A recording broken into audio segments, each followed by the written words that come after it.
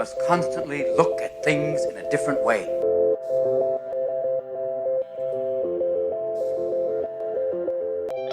The Healthcare Education Transformation Podcast was created by two physical therapists out of the desire to learn more about the different educational roles in physical therapy and healthcare, and how healthcare education works by talking with educational leaders and people with different perspectives within physical therapy and across interdisciplinary lines on how education can be improved to disrupt the status quo of healthcare education. This is our journey, and thanks for listening. Are you a third-year physical therapy student that excels on tests when you have study guides, checklists, and deadlines? With all of the information available about how to prepare for the NPTE, it's easy to get disorganized and not feel prepared going into the big day. NPTE Prep Success is an online course that provides PT students easy-to-use study guides and step-by-step guidance through the NPTE preparation. To learn more, visit kylericeprep.com. Thank you again all for your continued support, and now for the show. Hello, everybody. Welcome to another episode of the Healthcare Education Transformation Podcast. I am your host, Brandon Powen, and today I'm actually joined by two very, very special guests to talk about a couple of issues. We're going to talk about a little bit of some varied topics, with them including a patient perspective going through physical therapy, also talking about a specific program of physical therapy, so talking about the University of Colorado's DPT program. And finally, we're going to be chatting a little bit more about a fundraising initiative to help for scholarship for physical therapy students. As with this, I am very happy to welcome Dr. Tami Struessel, who is an assistant professor at the University of Colorado at the DPT program there. And joining her is Colleen Rapp, who has worked as a journeyman and press operator at the Denver Post for more than 30 years. Well, thank you both so much for joining me today and sharing, your insight into some of these topics. And I understand completely that, some of the listeners out there may want to know maybe a little bit more about you both. So would you each mind sharing a little bit more background into who you are, and along with your story with how you kind of each ended up to where you are today? And Tami, how about we start with you, and then Colleen, we can follow up after that if that works. Sure, that sounds great. Thanks very much for having us on, Brandon. So as far as my background, I became a physical therapist, 28 years ago, graduated from the University of Pittsburgh in the dark ages, it feels like, and got a master's and then a DPT, transitional DPT. And I've been teaching at the University of Colorado for about 14 years. And I was a practicing physical therapist full-time for 14 years before that. And I've been fortunate that I've been able to continue to practice clinically, as well as teach and do some research here at the University of Colorado. Well, that's great. And Tami, is your specialty orthopedics? Is that correct? Yes, yeah, all except for the first maybe 3 or 4 years, I've been in orthopedics my whole career. Well, very, very nice. Colleen, how about you? What's your story? Well, when I was 19 years old, I started working for a newspaper, and I was in Colorado Springs, and the Sun Gazette went out, and they asked us to come up to the Denver Post, and I was the first woman pressman ever at the Denver Post. So it was kind of hard, but I started out, and it was really kind of enlightening to what I got myself into. But when I started doing it, I really liked it. I think printing is just outstanding. I've been doing it for 33 years, and I just really enjoy it. So that's what I do. Well, I love it. And, Colleen, kind of for this first part of our discussion, of course, kind of going through, the patient perspective with going through physical therapy, I'd love to kind of just dive in a little bit more into your experience with physical therapy. So would you mind going more through, give us a little bit of background on why you ended up going to PT, and kind of what was your experience and transformation as a result of going? About 4 years ago, I think it was about 4 years ago, 2014, so 5 years ago, I hurt my back when I was working. And it was, I consider it probably one of the most serious injuries that I had at my work. And I went to a doctor, and they had me go see a physical therapist, which I hadn't really been familiar with, just maybe gone a couple times real quickly. So I was referred to a clinic and where Tami worked, and that's where I started seeing Tami. And when I started seeing Tami, I was nervous at first, but when I first started seeing her and getting to know her a little bit, I got really comfortable and I learned all kinds of stuff. Like she approached me as like a holistic kind of view, and she took everything in my life and put it into what she taught me and taught me to get better. So not just like going to work, and then not going to work, but to going to PT and concentrating on getting back to work was our most important thing and getting me healthy. I learned how to maintain that and learned all about nutrition and education and just all kinds of stuff that just made me a better person. Well, I think that's fantastic. And I will extend, of course, my kudos to you, Tami, as well, for taking that initiative, not only just helping her, of course, reach her main goal, but also kind of going above and beyond and facilitating kind of that holistic view to really help address health and wellness from, a much larger scale to ultimately lead a better and healthier life. So I really applaud that, because I think that's something that we as therapists really should really try to work to do to the best of our ability to every single patient. And, Colleen, I'm asking one follow-up here because, of course, seeing a physical therapist and you mentioning, some of those habits and some of those characteristics of Tami, what things stood out to you about her that really signified the life-changing care? Like, what were some attributes or things that, she kind of presented with that really kind of stood out to you to kind of make you want to change and kind of go through with that? Because that's something I know that, sometimes providers are trying to do with their patients as well. And this might be a good way to kind of get some different perspective on different strategies and things that can be effective at that. I think Tami was like really kind of open with what work I had. So she let me bring in video and stuff to show her what I did. So she would work with me to be able to do things a little bit different and not maybe so high or so low, so I could learn how to do things correctly. Because working with her, I learned mostly that I really wasn't doing everything correctly. But we did that, and she taught me how I had to correlate everything in my life if I wanted to keep on working, because I have a hard job and I'm getting older and our staff is getting smaller. And she kind of just worked with me about how we could go about to make this life-changing for me and to impact everything in my life. We worked on that, and that was really cool. So. Well, fantastic. And Tami, I'd love to kind of get your perspective as well on this thing, because of course, I'd love to kind of hear your thoughts and insights as well from a clinician standpoint on, what are some specific things that you think contributed to making this patient experience and this patient encounter to really help facilitate true appropriate behavior change the most successful? Like, what is your perspective on the success of this encounter? So I think the reason that Colleen was so receptive was, and I think sometimes people, especially that have work-related injuries, maybe they have a sense of stigma or something like that. And I've worked with a lot of people over the years, and I very actively work to not to work on any biases that I might have, and to not treat them any differently than I would treat anyone else. And I think Colleen, she really came in with an attitude that, what can I do to make sure that I can get back to work and do a work she really enjoyed and had been doing for a long time. And she'd been very successful at it. From a physical standpoint, she was able to do the work until she had this injury. And so I think that, that was probably one of the reasons she responded so well. But I have to put it back on her and say, I could have done, what I think is everything right. And if she wasn't open and receptive, then,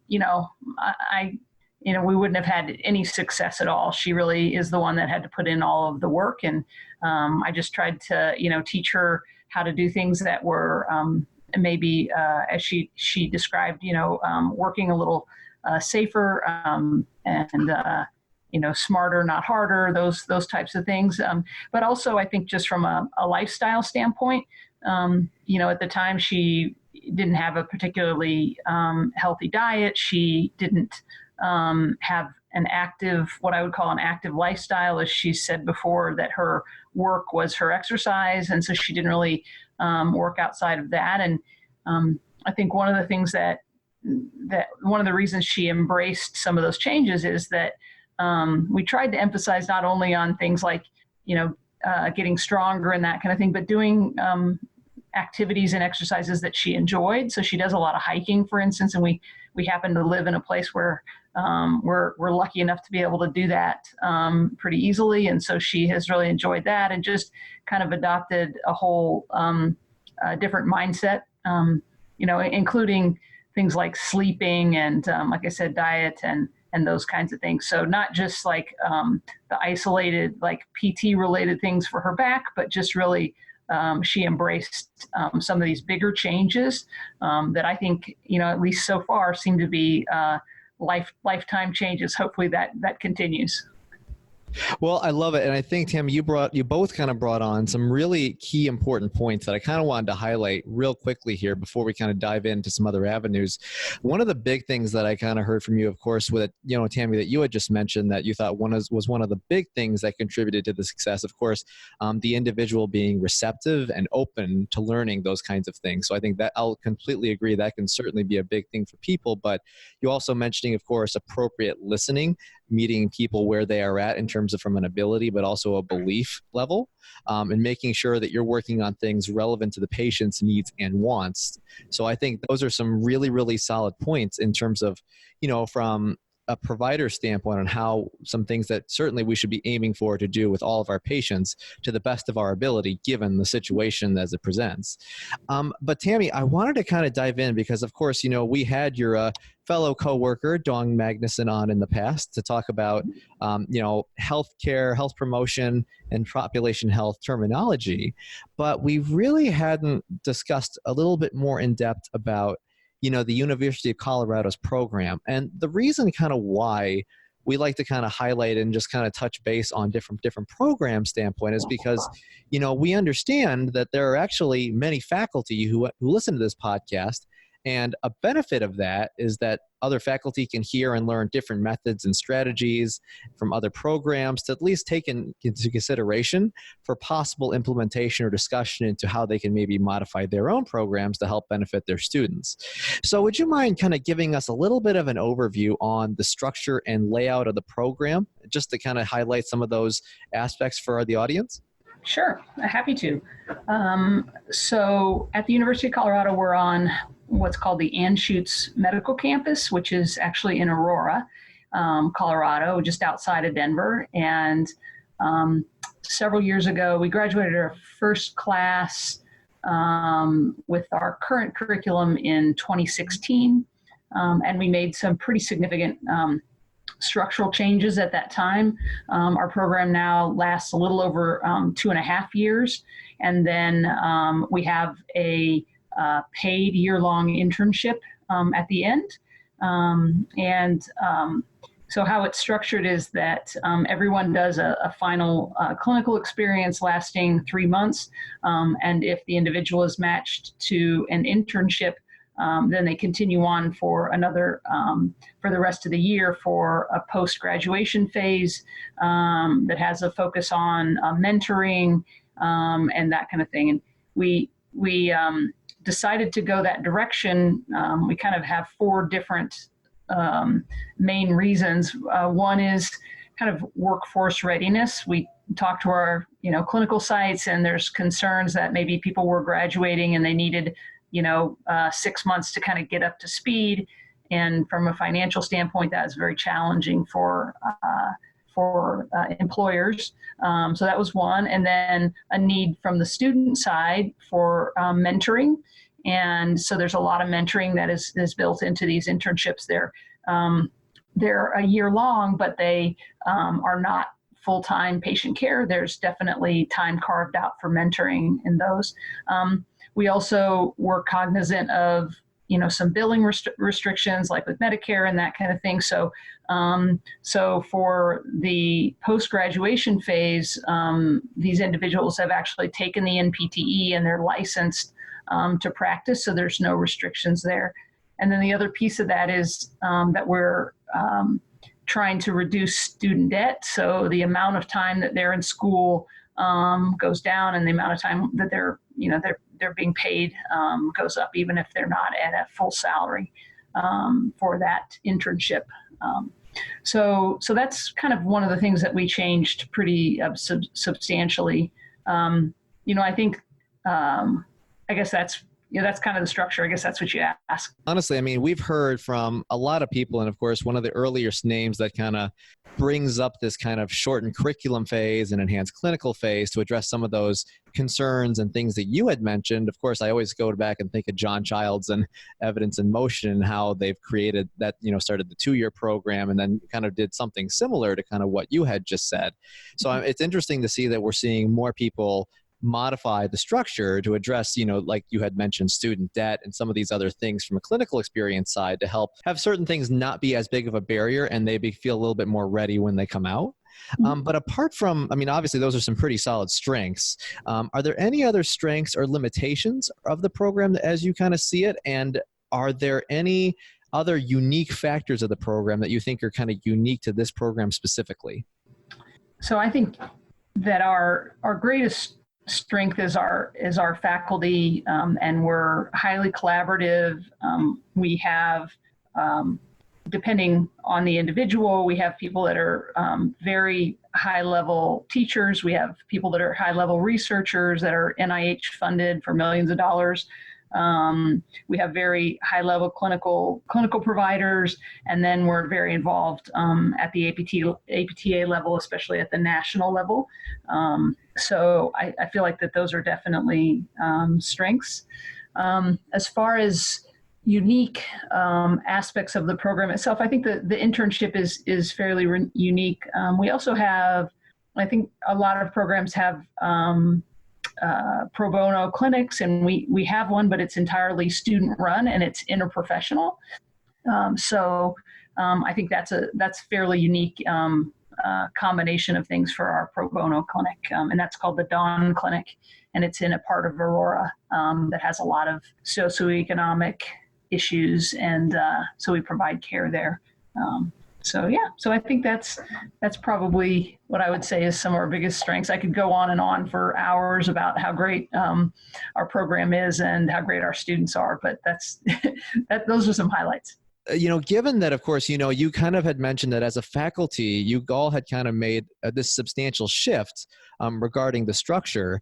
How did you guys actually decide on doing that? Was that a collective decision, or because I'm wondering, because there might be faculty listening that are like, how do I have those discussions? How do we effectively start this initiative? Not even just necessarily for a structure change like this, but just kind of, for modifications and change to the structure in general. How did you guys end up having that actually happen so that everyone was on the same page to make that happen? I think anytime you have a proposal to have a really significant change, if your faculty is not on board, the likelihood of it succeeding is not great. And honestly, there's been challenges, and we can talk about some of the challenges with internships related to the clinical side and the uncertainty in healthcare and some of those kinds of things. But I do think that, we've made a number of changes over the years since I've been on faculty. And, it's really about spending the time to kind of doing the upfront work to making sure that everybody is informed before actually moving forward and has an opportunity for input in those kinds of things. So, so I think that's probably, I guess that's the case no matter the workplace. Anytime you have change, it can be hard. So people need to feel like that they really understand the reason for the change, and that they have their questions answered and those kinds of things. And then, it's more likely to move forward with success. Well, I appreciate that, because just when you kind of had mentioned, I wasn't aware that the structure had gone that change relatively recently. So I was always kind of wondering, I was like, how did they do it? How does that avenue go? Because I'm sure, I'm assuming every university and system is different, but I'm sure that could be a very unique challenge, or easier depending on where someone is working currently. So I thought that'd be something kind of good to bring up. I was just going to bring up one other thing. In full disclosure, we're still building our internship sites. And because of the uncertainty in kind of the healthcare world. The good thing is that our students graduate, after that pre-graduation phase, and they are able to take the NPTE and go out and work. A number of them are placed in internships. We'd like to get to the point where we're at 100% placement, and we continue to grow those sites. But it is it's also a risk and change for the clinical sites, and we fully recognize that. So there's always time to work through that, and we'll probably continue to make tweaks and changes depending on how long it takes us to get the full cadre of internship sites. Of course, and that seems very reasonable given, I'm sure, the amount of work that's been gone in to do that, and I'm sure that's quite a expansive process in of itself. And I know you both had kind of been involved with this kind of unique initiative to help really contribute to physical therapy student scholarship. So would one of you like to kind of dive in and kind of share a little bit more about the specific initiative that's going to be coming up in the very near future? Go ahead, Colleen. Okay. I wanted to say one thing real quickly for the last question. The one thing that helped me is Tami's attitude towards me when I was in clinic, because I had seen other therapists, and that is so important. And this is all related, because even that we worked together, and I had wanted to give back in honor of her. She has been so outstanding about helping me and participating, which is just the same she was in clinic. So this has just been an outstanding experience. And so I tried for a whole year to raise money for the Student Scholarship Fund at CU on my own by selling memorabilia and concert tickets and stuff. And I gave back on my own. And when a year was up, I decided, let's do something fun. So I had seen Tami, and I said, Tami, I want to have a concert.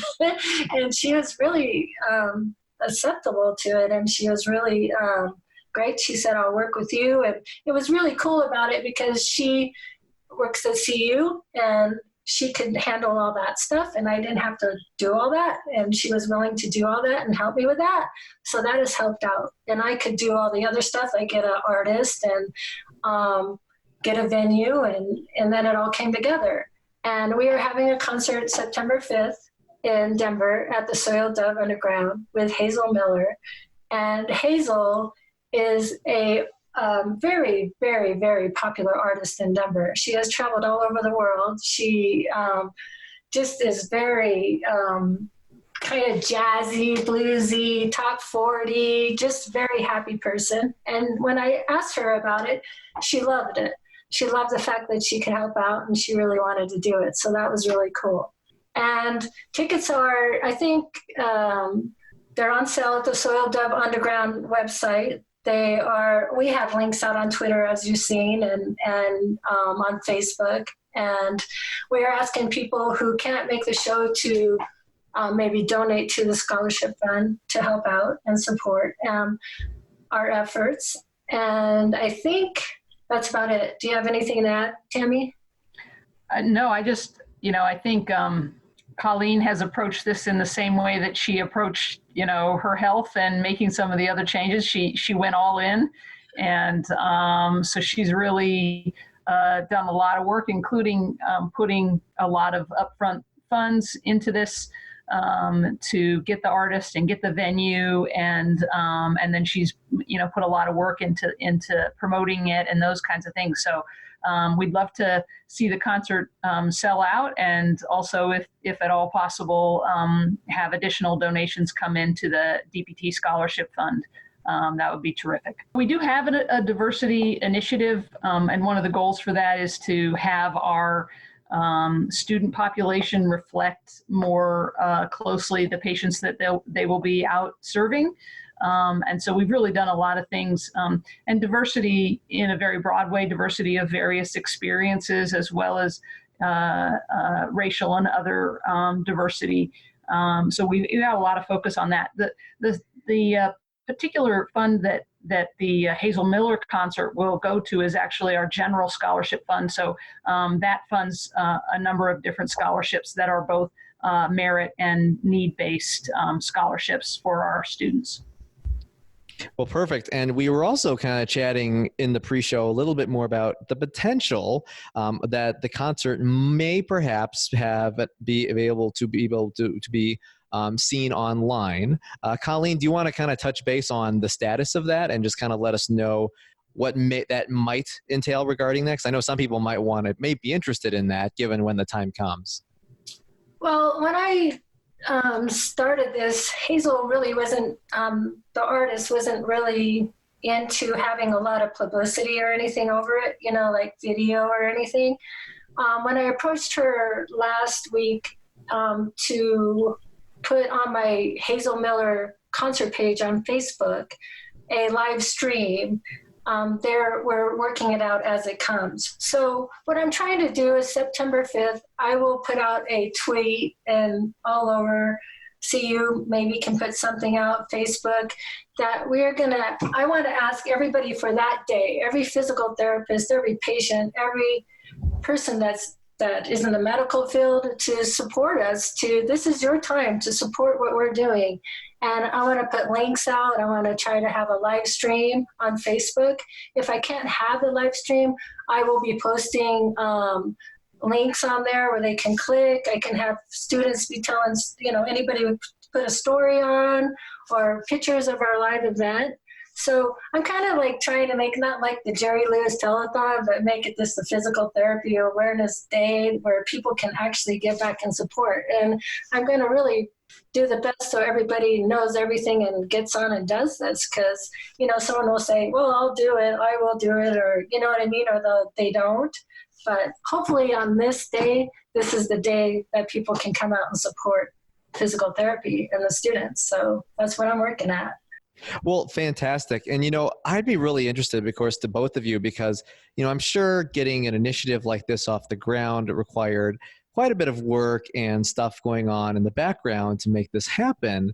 And, I recognize that some people might be listening and maybe they've kind of thought about doing something similar for maybe either a similar initiative or something different. So if someone wanted to do something like this at another university or, start a scholarship fund or benefit, what are some tips or tactics that you would suggest or recommend to those individuals? I can start. You want to start, Tami? You can start. Yeah, I was just going to say, find a champion like Colleen. That's step number one for sure. And I do think that she put herself out there. Like I said, she had to put money up front for the artist and the venue and those kinds of things.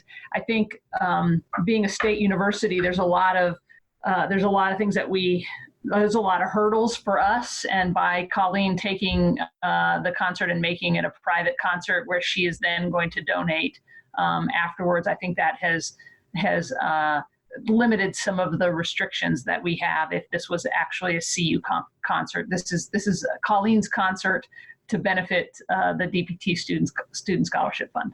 I think that Tami and I actually working together are probably the first patient doctor, not per se, but this doesn't happen that much. And I hope that this does inspire people to do this, because this field and this cause is important. And like I said, I can only do so much, but I think it's a start. And the one thing that I can probably give a hint to anybody that wants to do this is just have it in your heart and believe in it. And don't have so many expectations, because if you do, you get scared, and you're like, oh, I can't do this, or I'm not going to do good. Any donation matters. 1 donation, 20 donations, it all matters. Any awareness matters.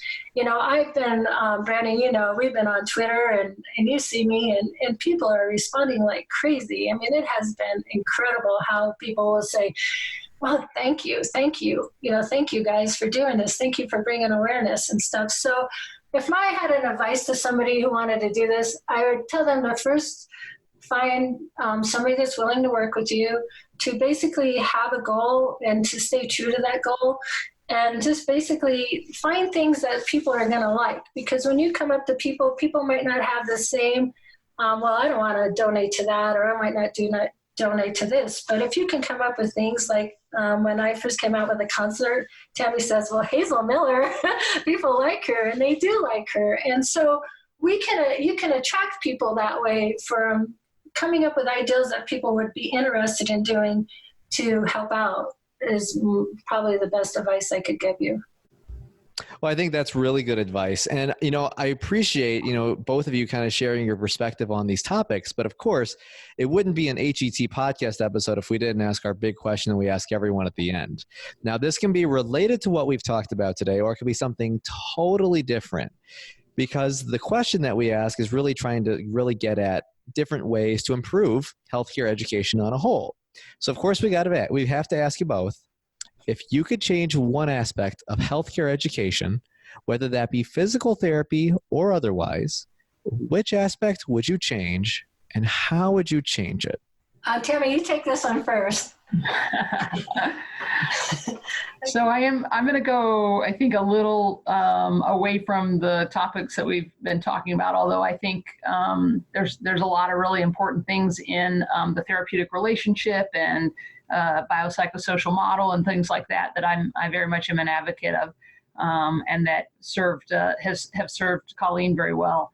But I'm going to say in PT education, and an increase in the efforts to be more collaborative between the clinical educators and the academic side educators, and to try to make sure that the students are learning are learning the practical side of what it means to actually be out in clinic. So I think the more collaboration that occurs between the academic side and the clinical side, the better the education is for the students. Well, I think that's a really good point, Tami, because I know that's been a big point that's been brought up by a few people within the APTA, but of course the Education Leadership Partnership, or commonly known as the ELP, because there's been a lot of work looking at that and looking at some of those barriers and some of those ways to really get a proper facilitation and balance between both those worlds, because kind of like you had kind of mentioned, it's truly like we're trying to really get partnerships, not just relationships, for optimal results for the students. So I think that's a great point. I think that's fantastic. Colleen, how about you? If you could change one thing about healthcare education, what would you change and how would you change it? I think more awareness to the patient. I know when I was first hurt and physical therapy, I had my views about it. I was like, not very good.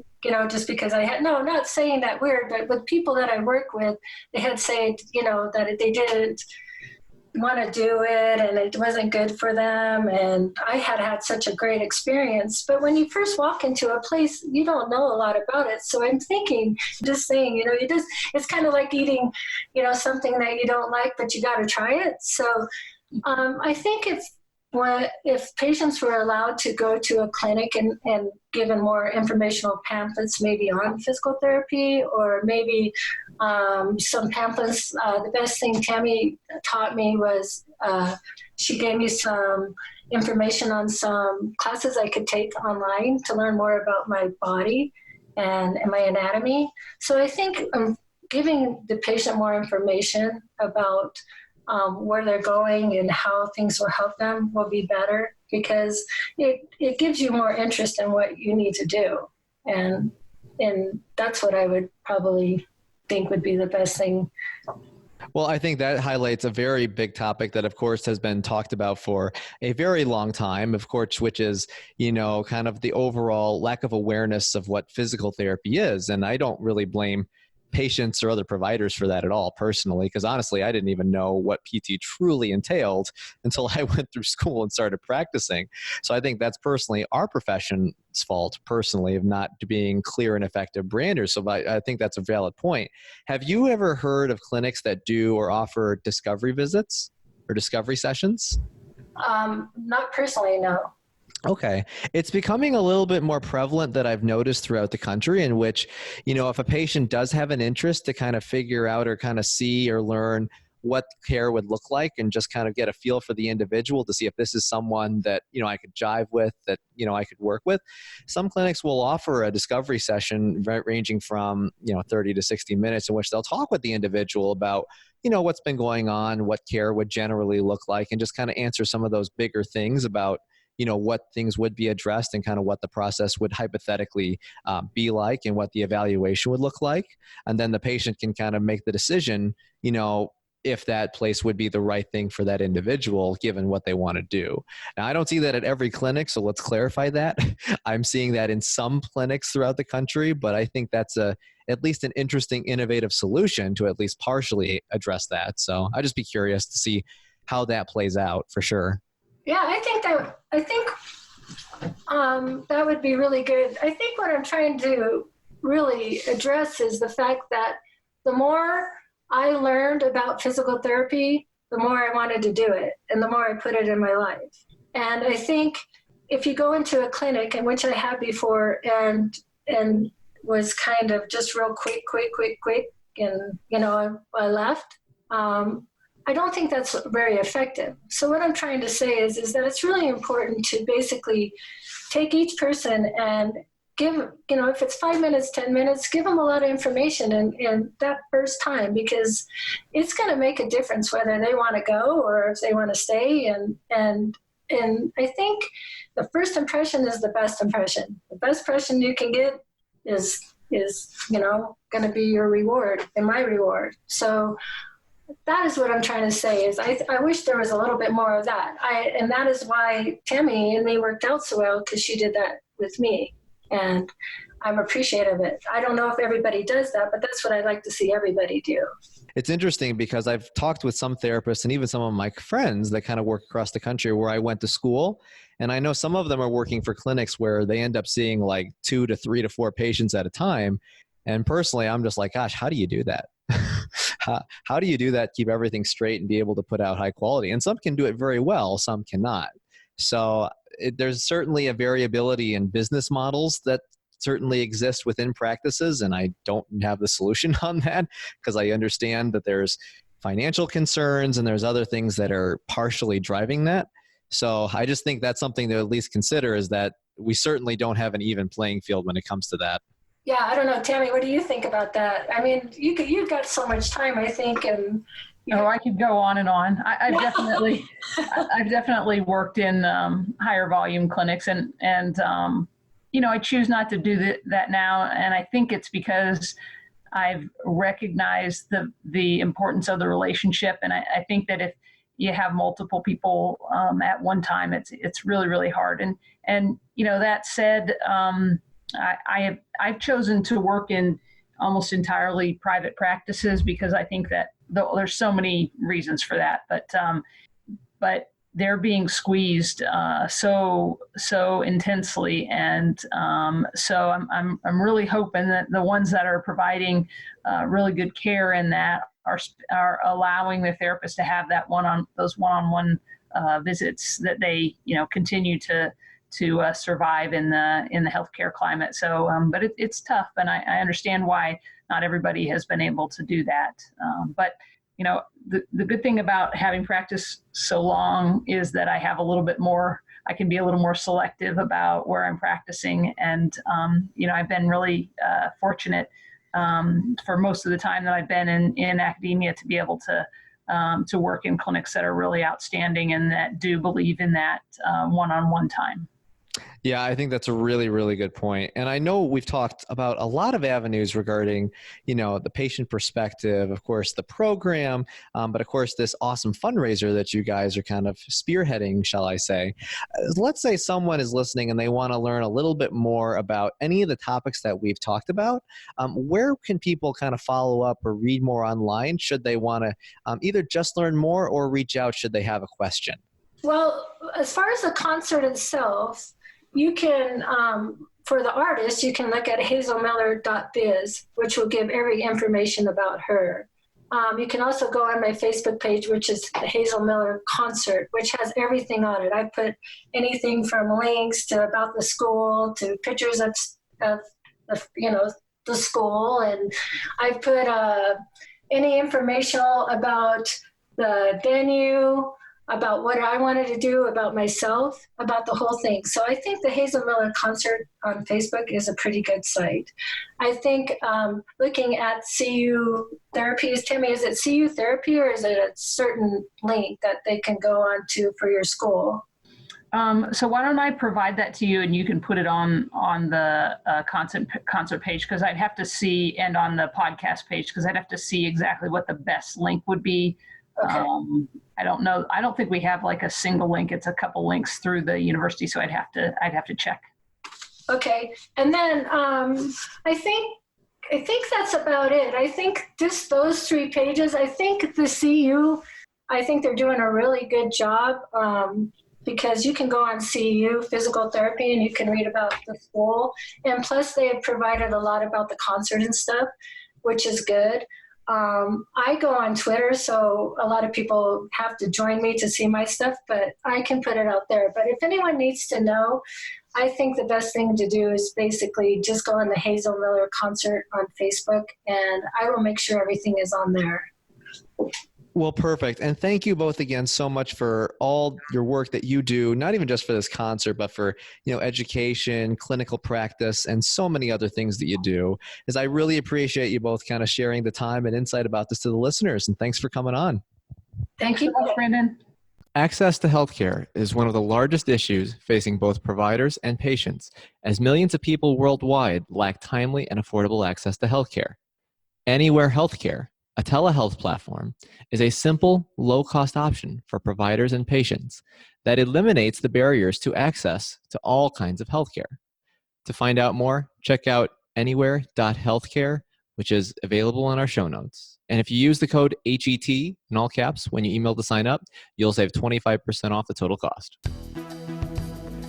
Thank you for attending class today, and we hope that you learned something and gained value from the content. If you'd like to schedule office hours with us, feel free to add us on Twitter at HET Podcast, on Instagram, HET Podcast, on Facebook, the Healthcare Education Transformation Podcast, and the homepage, healthcareeducationtransformationpodcast.com. And for those of you following along in the syllabus, extra credit can be obtained by liking us, sharing us, and leaving a review. Let's continue our journey up Mount Educational Success as lifelong learners.